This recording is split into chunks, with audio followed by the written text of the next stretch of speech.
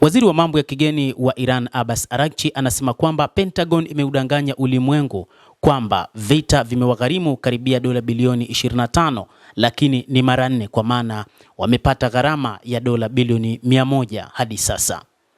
Pentagon inadanganya. Kamari ya Netanyahu imegharimu Marekani dola bilioni 100 moja kwa moja hadi sasa, ni mara 4 ya inavyodaiwa, Araghchi aliandika kwenye ukurasa wake wa X mnamo siku ya leo Ijumaa. Gharama zisizokuwa za moja kwa moja za walipa kodi wa Marekani ni kubwa zaidi. Bili ya kila mwezi kwa kila kaya ya Marekani ni dola 500 na inapanda haraka inavyoongezeka. Hata hivyo, alisema kwamba jukumu la Israel katika kuingiza Marekani katika vita vya uchokozi dhidi ya taifa la Iran imelifanya taifa hilo la Marekani sasa kutafakari namna ya kurudi katika vita kwa mara nyingine tena, huku wakidhani wanaweza wakatumia mashambulizi ya muda mfupi lakini ya kuumiza. Lakini anasema Araghchi kwamba hilo ni jambo ambalo hawatoweza. Maoni yake yanakuja wakati makadirio ya gharama ya Pentagon ya dola bilioni 25 yakikabiliwa na uchunguzi kutoka pande nyingi.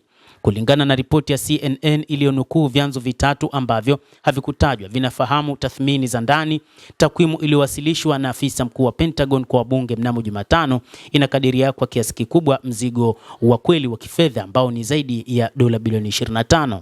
Vyanzo vimefichua kuwa kiasi hicho cha dola bilioni 25 hakijumuishi uharibifu mkubwa uliosababishwa na kambi za kijeshi za Marekani zilizoharibiwa katika eneo lote la Mashariki ya Kati wakati wa mashambulizi ya kujihami ya Iran.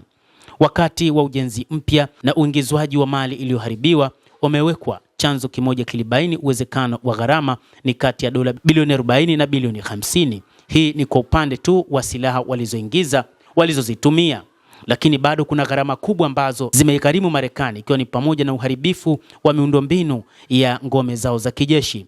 Wataalamu wa kitaaluma wamechora picha mbaya zaidi, wakikadiria kwamba vita vya Iran hatimaye vinaweza kuwagharimu walipa kodi wa Marekani dola trilioni 1. Nina hakika tutafikia dola trilioni 1 kwa vita vya Iran, Profesa Linda Bilmes, mtaalamu wa sera za umma katika chuo kikuu cha Harvard, alisema. Alieleza zaidi akikadiria gharama za muda mfupi za karibu dola bilioni 2 kwa siku katika siku 40 za vita. Bilmes alisema mbinu za uhasibu za Pentagon huficha gharama halisi, kwani takwimu zinatokana na thamani ya hesabu za kihistoria badala ya gharama za sasa za kivita ambazo kwa kawaida huwa ni juu zaidi. Gharama za muda mrefu ni pamoja na ujenzi wa vituo vilivyoharibiwa, kujaza tena hesabu za kijeshi kwa maana kuweka silaha upya, lakini kujenga upya kambi za Ghuba ya Uajemi na manufaa yaliyolemaza yanayoweza kutokea maishani mwa takribani wanajeshi 55,000 waliokabiliwa na mashambulizi ya kulipa kisasi ya Iran. Wakati huo huo, wafuatiliaji wa mtandaoni wanaefuatilia gharama za vita kwa walipa kodi wa Marekani wanaonyesha kuwa idadi hiyo imefikia zaidi ya dola bilioni 67. Seneta mkongwe Bernie Sanders alitoa onyo Jumatano akiukosoa utawala wa Trump kwa kutumia pesa nyingi za umma katika kile alichokiita vita visivyokuwa na maana vya kushughulikia mahitaji ya nyumbani. Vita nchini Iraq trilioni 2.1, lakini vita vya Afghanistani trilioni 2.3. Gharama inayotarajiwa ya vita nchini Iran ni trilioni 1. Kwa namna fulani daima kuna pesa za vita, lakini hakuna pesa za kutosha kwa ajili ya makazi, elimu au mahitaji ya watu wanaofanya kazi. Ni lazima tubadilishe vipaumbele vyetu vya kitaifa, Sanders aliandika kupitia ukurasa wake wa X. Mtazamaji wa The World News, hayo ndio tuliokuwa nayo.